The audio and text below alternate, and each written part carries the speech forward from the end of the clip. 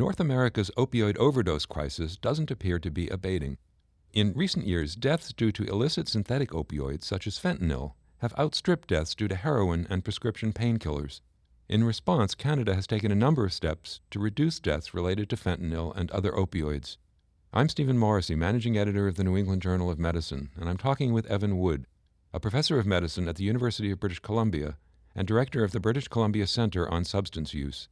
Dr. Wood has written a perspective article about what the United States can learn from Canada's efforts to prevent opioid overdose deaths.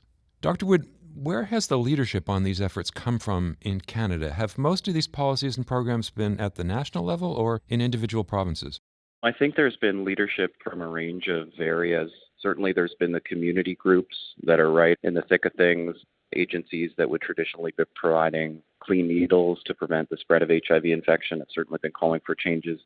But we've been fortunate that there's been a lot of leadership from the federal government and also from the provincial government in British Columbia. So it's been, I think, a real recognition that we are in the midst of a crisis and a push from all levels to try and stop people from dying.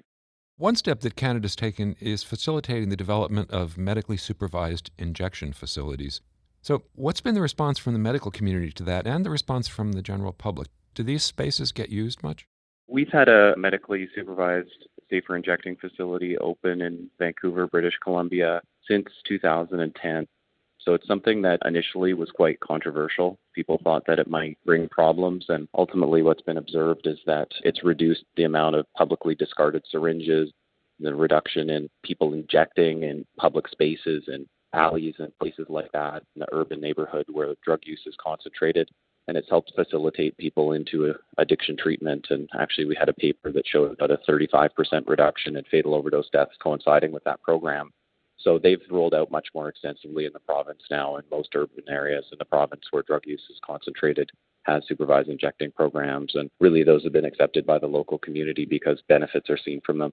Another thing that British Columbia has recently done is to provide funding for publicly available anonymous drug testing services, which would allow a drug user to test the contents of drugs before actually using them. So how will those services be provided, and is there evidence that people are going to take advantage of them? That's an intervention that's really in its infancy.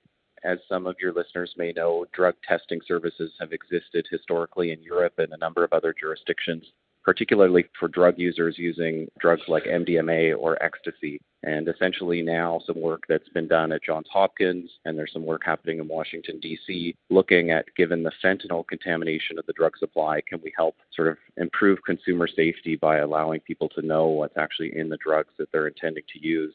Locally, with the pilot programs that have been initiated, and they're offering testing at some of these supervised injecting programs and also at community agencies, there's been a great deal of uptakes. I think there's a real willingness of drug users to test their drugs, and actually we have a study that's in development that shows that when people learn that they have fentanyl in their drugs, it does change their behavior, and people tend to use less, and they're less likely to have an overdose requiring resuscitation. So I think it is a really interesting intervention that we have limits in how we can control the drug supply, and we need to start looking at things that can be done to make it safer.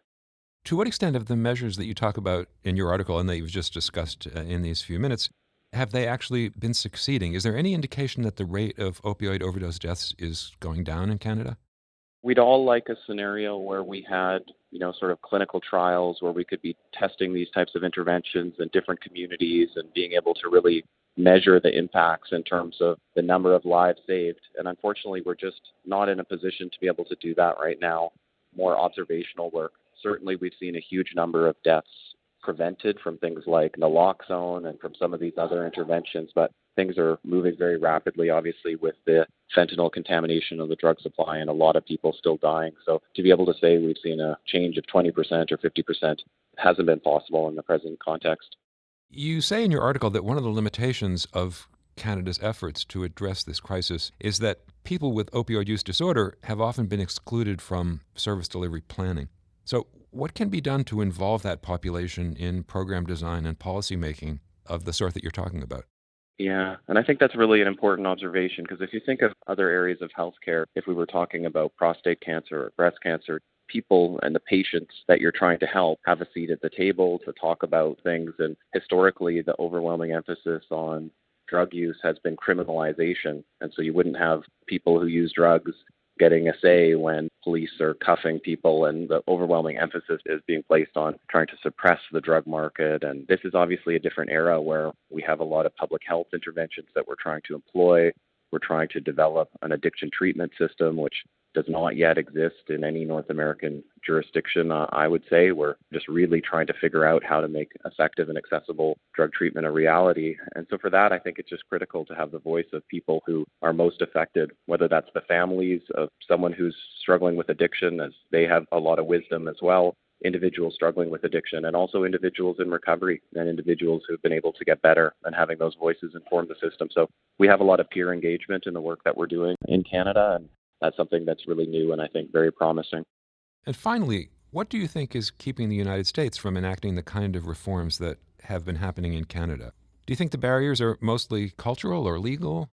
I think it's stigma, and I guess that comes down to culture. And in both Canada and the United States, there's been sort of a long-standing war on drugs approach to dealing with illegal drugs and stigmatizing those who use drugs. And obviously, again, the criminal justice approach really being overwhelming. And I think that transition from looking at drug use as a moral and a criminal justice issue and stigmatizing people who have this disease to one where we're looking at it as a public health and community wellness type of issue, that takes time. And unfortunately for political leaders, there still is votes to be had by promising to get tough on drugs and sort of the criminalization approach that appeals to a lot of people, and that's stigmatizing. And I think it takes a lot of political leadership. And if I can see any signs of moving on to a different way of thinking, certainly just the number of people who are dying and the families who are affected, and families wanting to see a different approach that makes treatment accessible and reduces the stigma for individuals and families that are struggling with this disease. And I think